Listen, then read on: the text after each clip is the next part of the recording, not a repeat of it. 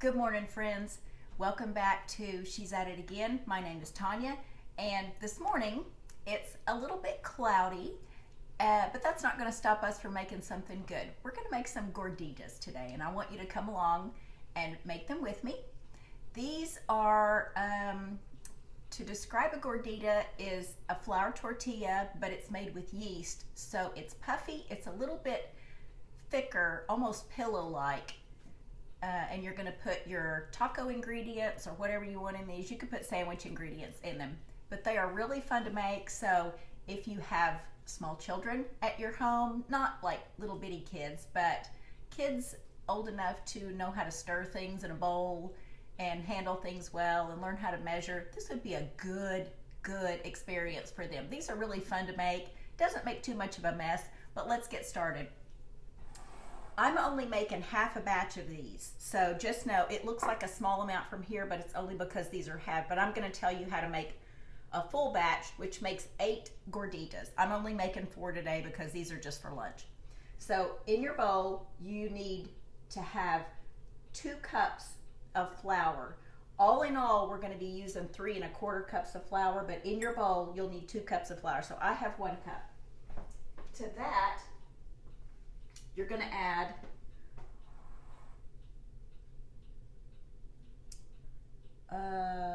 you're going to add 1 1/4 cup. I'm trying to see what the measurements to a full amount is. You're going to add 1 1/4 cup of boiling water. Now this had just come to a boil, so pouring that in there. You're going to give it a stir.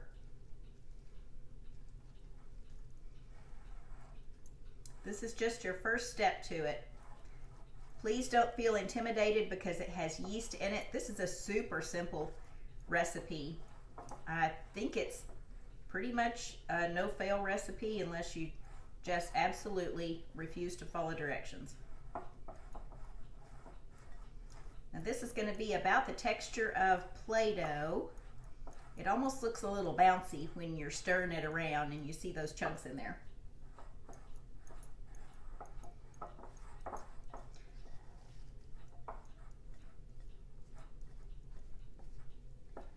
Just stir it up enough to where it's moist. I want you to grab one of those shower caps that we always talk about that you get from a hotel that you're only going to use in the kitchen. One of those, or a clean tea towel of some kind. And we're going to cover this up and we're going to let it rest for 30 minutes. So you have time to go start some laundry, do some dishes, do whatever you need to do. Set a timer and let it rest for 30 minutes. Then we're going to add the rest of the ingredients. So let's put a shower cap on that.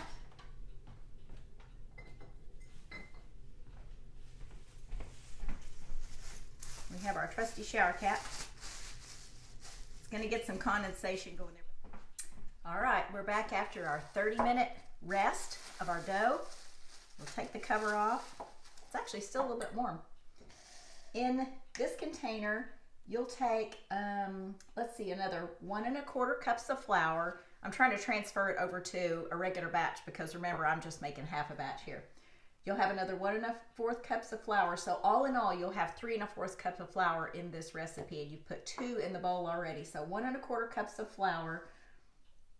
In addition to this, 1 1/4 teaspoon of salt, a teaspoon of yeast, and then 2 tablespoons of oil. So I'm going to add my half amounts here. You'll take your salt, yeast, and the remainder of your flour. Just give it a stir. Add to the top of this. And I'm going to put 1 tablespoon of oil in mine since I'm only making half.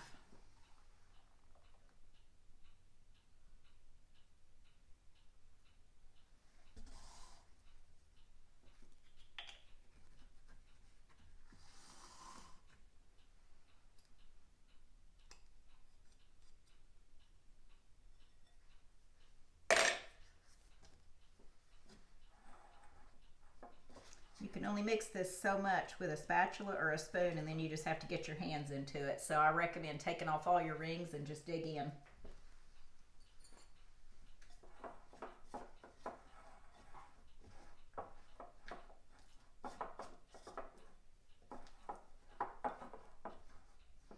first it'll seem a little dry, but then when you start working it, just like most bread doughs, at first it seems too dry, and then the more you mix it, the more you think, oh, okay, that's the right amount. I, to this day, still second guess myself every single time I add liquid to something. I think, oh, that's not too much, and then I start mixing it up, and it's usually fine. I say usually.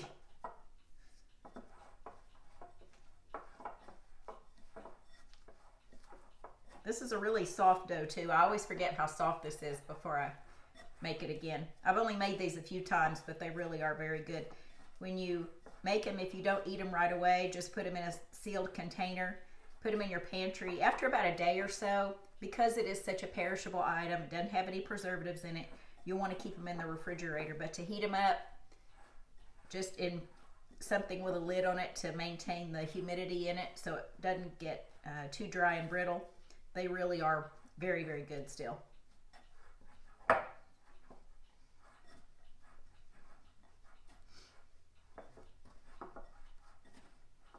Once we get this all mixed up, incorporate all your flour into it. Make sure there's no loose flour left in the bowl. Then we're going to let it rest for another hour. We're going to cover it up again and we're going to rest it for another hour. So this is a couple of resting periods, but once we come back, we're going to start shaping these out and I'll show you how to cook them.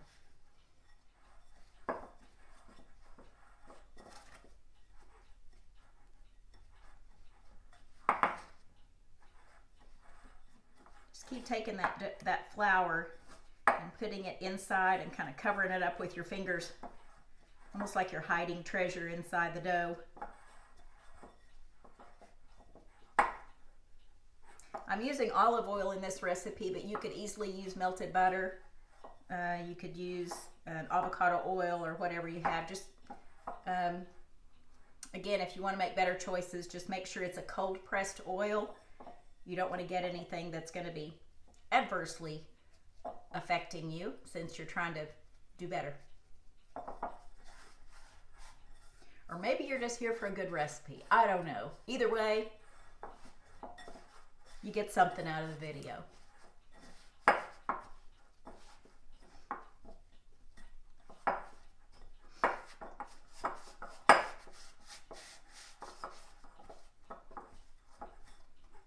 All right, we've gotten all the dry flour incorporated into the dough, and it's a super soft dough. It really does feel kind of neat. It has the consistency of, again, Play-Doh, but it's not grainy like Play-Doh. Play-Doh feels like there's a big old blob of salt in it to me. It just feels grainy, but this is very, very smooth. So put it in your bowl. We're going to cover it up. We're going to let it rest, and we'll be back in an hour. See you in a minute. All right, we're ready to roll out some Gorditas. And I'm going to go ahead and turn my skillet on. We'll turn it on about a medium low.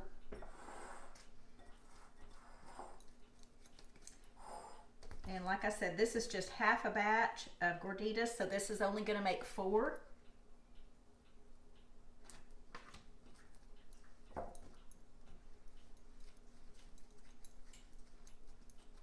And you're not going to put anything in your skillet, so no oil or anything like that. Now I am going to put a little bit of flour on my counter and have more ready, just so it doesn't stick. I'm not going to put a lot on there. I don't want to add flour to it. I just want to keep it from sticking to the counter. You'll need a rolling pin of some sort, or you can use your hands if you're really good at it. I'm not.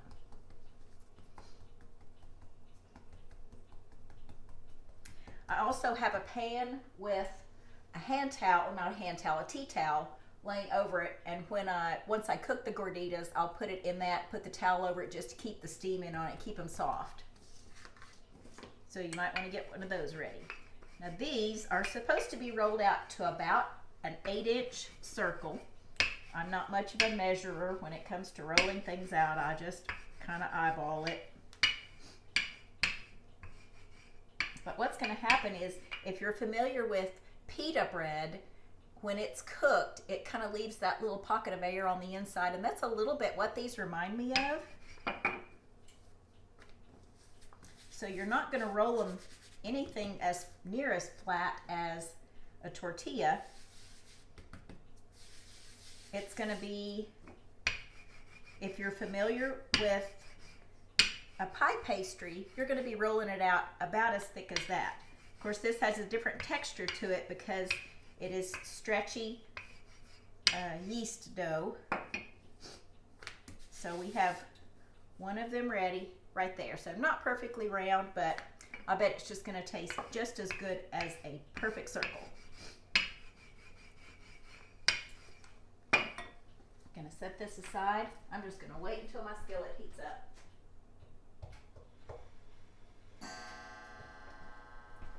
The back of my hand can tell if the skillet is hot a little more so than the front of my hand does.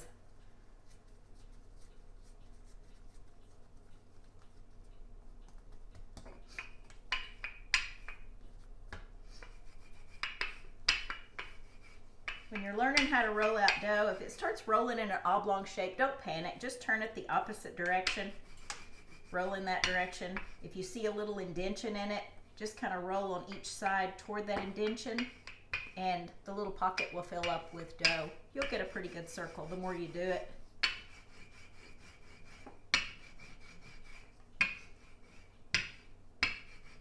No matter how many things like this, tortillas, gorditas, whatever I roll out, it's always the last one that turns out to be a really good shape, and I'm thinking, why can't I just do that on the first one? But it never happens like that.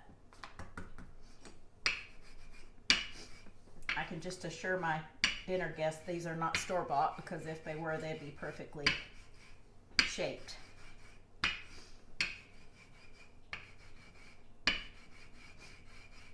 Okay, for now we'll just roll out a couple of them. I think my skillet might be hot enough to put one in, so we're going to move the camera over to the other counter. All right, skillet's hot. This is our first gordita that we rolled out. I'll put that right at a medium heat. So we'll see how that does.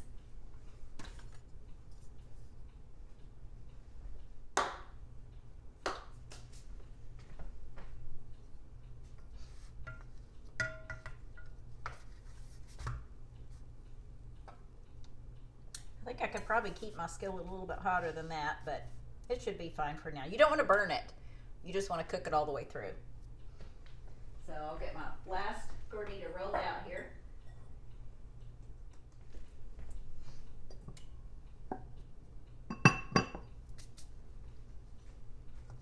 Now keep in mind, you don't have to use a non-stick skillet for this. This just is a stainless steel skillet. I also have a cast iron skillet, but it has something in it right now. I didn't want to use it. So just as long as it's a dry skillet, it does not have to be non-stick. This is not something that's going to stick to a skillet, as you can easily see. Okay, see the browning pattern on that? Got the little brown marks on it, so that's a good sign.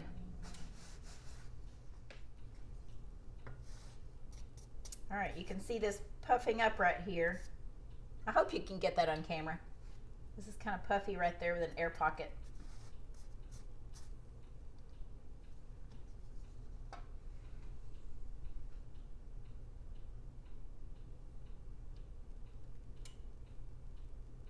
There must be something very relaxing about me talking to my telephone on a stand, because I'm going to turn this camera around and let you see what my doggies are doing right now.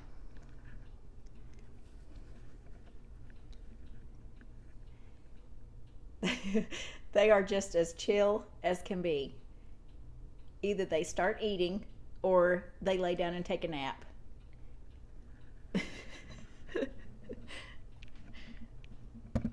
They can be running around like wild animals, and as soon as I start talking and cooking, they know something's going on, and they all of a sudden act like the principal just walked into the classroom. Of course, they're pretty good doggies to begin with anyway. Okay, so at this point, we could easily take these out. They're pretty much done, but I just wanted to give you an idea of about how long that's going to take to make. So I hope you enjoyed this. I hope it was beneficial to you, that you can get somebody else involved in this. Enjoy cooking together. Sometimes it makes it more fun just to have a group of people doing something together for one purpose. Fill these with your favorite sandwich mix.